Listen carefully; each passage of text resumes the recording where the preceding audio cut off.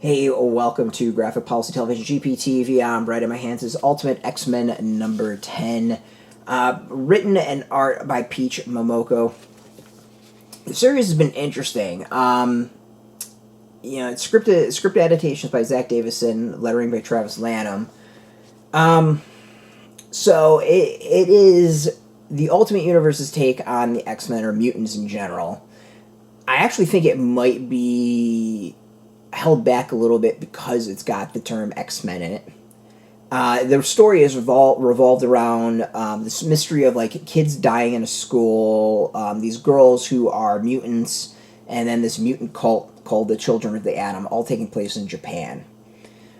There's not really much of a team aspect. The girls are kind of forming one, sort of, while they're sort of trying to figure out the mystery of what's going on. And I think that's part of the frustration that I'm starting to have with this is it doesn't feel like it progresses a lot. Like it progresses a lot maybe in one spot, but then it just drags everything else. Like we have the girls again kind of sitting around being like, what should we do? How should we handle this? Where should we go? Like we need to go figure this out. But what kills me about the Ultimate X-Men is there's some things in it that are really, really good.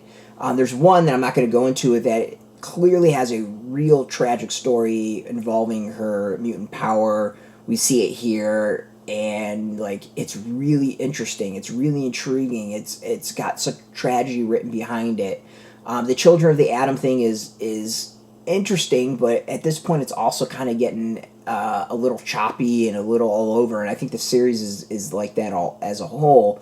We're starting to kind of feel like internet rumors kind of running rampant, and that's been part of the storyline is like the truth about mutants and all these rumors going about them.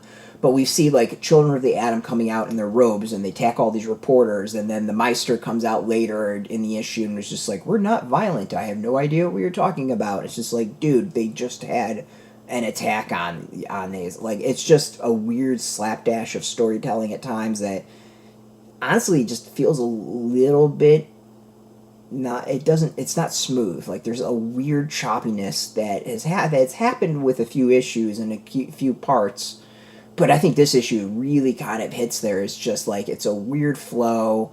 Parts of the story just doesn't make sense when you think about other parts of the story. Other parts are getting dragged out. Like I think out of all of the Ultimate series right now, like this is the weakest. It's got great art. Peach Momoko's art is fantastic, but as a whole, like, I think Momoko has some issues with the storytelling, and I see that with a lot of artists who go into trying to do writing as well. Is like their storytelling is not as strong as their writing, and the overall result is a choppy read where it's just like I think I know what's going on, but it feels it feels like there's like parts missing, maybe there's parts out of order, just something is off with the flow and the storytelling and like the details.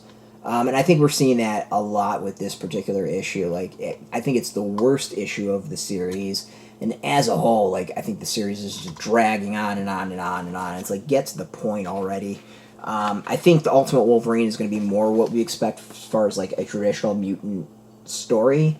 But like things have just kind of dragged on a bit too much. Plus, there's some oddities. Like, we're told I think it was in Ultimate Universe 1 year in where it was like the mutants were kind of like all supposed to be under purview of Colossus and magic. But then you have all these mutants and the Children of the Atom cult in Japan, so that doesn't quite hold up. Because then we also know that Sunfire is in charge of Japan in that area, and it's just there's some odd, I think, things that have kind of like a little choppy. Like I don't know, it's maybe one things I have to go read again exactly what was said, but I don't know, something feels a little off. So overall, like the series is kind of dragging a little bit, not even a little bit. It's dragging. It's just dragging. And I think it kind of needs to get to the point. Like, we're coming up on the end of the first year, and it's just like, it feels like a lot of pieces of the puzzle put in place, but the puzzle's not coming together. Like, every time it starts getting close to come together, someone breaks and, like, messes up the puzzle. So, frustrating. You can go get this, though. It is out in shops. We got a link beneath this video. Put in your zip code to tell the comic shops near you. No shop, no problem. We have some links where you can purchase your own. There'll be affiliate links, so we do get a small percentage, and by doing that, you'll support our site. So thank you. And speaking of support, just watching our videos support us as always, so thank you for that. If you're into comics, check us out every day at graphicpolicy.com. We're on Twitter, Facebook, YouTube, Tumblr, Instagram, TikTok, Mastodon, Threads, Blue Sky, all at Graphic Policy, keeping it nice and consistent. So until next time, keep it reading those comics and keep it geeky.